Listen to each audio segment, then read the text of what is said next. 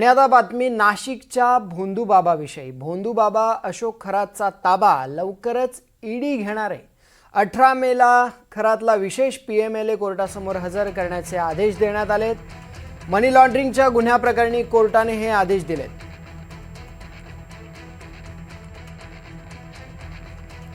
ऋतिक गणगवार आपले प्रतिनिधी याविषयी अधिकची माहिती देत आहेत। ऋतिक, नक्कीच मयूर, आपण एकंदरीत बघतोय की अशोक खरातचे अनेक कारनामे आपण बघितलेले होते आणि त्यामध्येच त्याने अनेक ठिकाणी आर्थिक व्यवहार देखील केलेले होते। त्याचमुळे कुठेतरी ईडीने देखील या प्रकरणामध्ये एंट्री घेतलेली होती। आता आपण बघतोय की ईडी पीएमएलएचं जे मुंबईमध्ये विशेष कोर्ट आहे त्या कोर्टानं अशोक खरातला 18 मेला आपल्या समोर हजर करण्याचे आदेश दिलेले आहेत। त्यामुळे आता ईडी लवकरच अशोक खरातचा ताबा जो आहे तो घेणार असून नाशिक पोलिसांकडून आपण बघतोय की आता आपण बघतोय की मेच्या दिवशी या ठिकाणी अशोक खरातला कोर्टासमोर हजर केलं जाईल।